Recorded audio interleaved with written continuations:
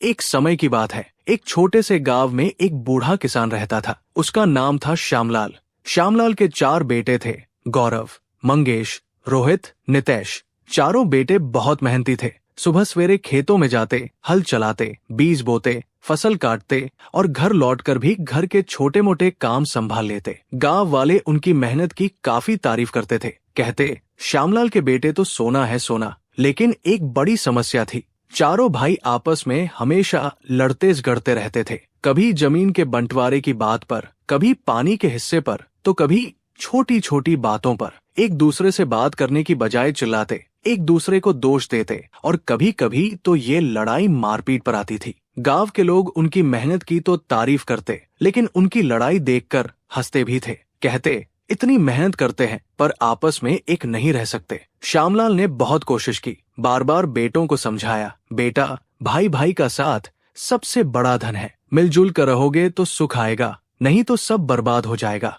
लेकिन बेटे नहीं मानते। वे कहते, पिताजी, हम सब ठीक है, हमारी आपस की बात है, आप बीच में मत पड़िए। धीरे धीरे समय बीतता गया, लेकिन श्यामलाल के बेटे सुधरने का नाम नहीं ले रहे थे। अब श्यामलाल की उम्र हो गई थी। एक दिन वे अचानक बहुत बीमार पड़ गए। बुखार चढ़ा, कमजोरी बढ़ी और डॉक्टर ने कहा कि अब ज्यादा दिन नहीं बचे। श्यामलाल को बहुत चिंता होने लगी कि ये सोच के, अगर मैं इस दुनिया से चला जाऊंगा तो ये चारों बेटे आपस में लड़ते रहेंगे तो क्या होगा? मेरी सारी मेहनत बेकार हो जाएगी, परिवार बिखर जाएगा। श्यामलाल ने चारों बेटों को सुधारने की एक तरकीब निकाली। उन्होंने अपने सबसे छोटे बेटे नितेश को बुलाया और कहा, जाओ, तीनों भाइयों को मेरे पास बुला के लाओ। थोड़ी देर बाद चारों भाई पिता के पास आ गए। श्यामलाल ने कमजोर आवाज में कहा, तुम सभी मेरी बात सुनो। मैं तुम्हारे साथ एक छोटा सा खेल खेलने वाला हूँ।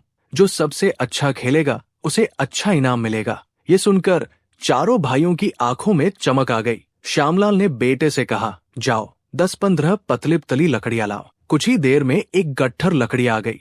श्यामलाल ने कहा, ये लो, इस गट्ठर की सारी लकड़ियां अलग अलग करो। हर लकड़ी को 2 टुकड़ों में तोड़ दो। जो सबसे पहले ये काम पूरा करेगा उसे मैं अच्छा इनाम दूंगा। चारों भाई खुशी खुशी गट्ठर लेकर अलग अलग बैठ गए। एक एक करके लकड़ियां निकालते और आसानी से तोड़ देते। बस 5-10 मिनट में ही सारी लकड़ियां टूट गई। फिर वे आपस में लड़ने लगे। मैंने सबसे पहले पूरा किया। नहीं, मैं पहले था, तुम तो धोखा दे रहे हो। श्यामलाल ने मुस्कुराते हुए उन्हें शांत किया। बोले, अरे बेटा, अभी खेल पूरा नहीं हुआ, अब असली खेल शुरू होता है। श्यामलाल ने फिर 4 नए गट्ठर मंगवाए।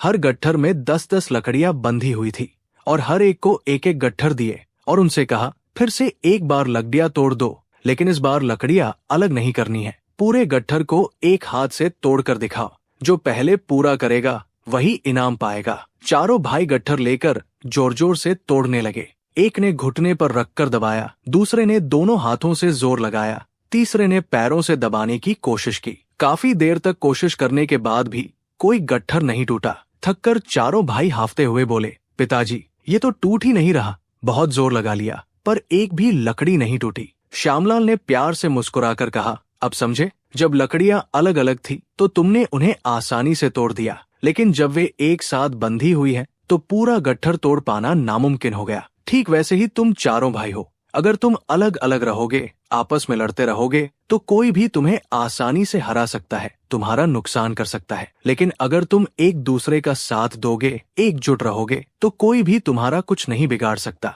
दुनिया की कोई ताकत तुम्हें हरा नहीं सकती। चारों भाइयों की आंखें नम हो गई। उन्हें अपनी गलती का एहसास हुआ।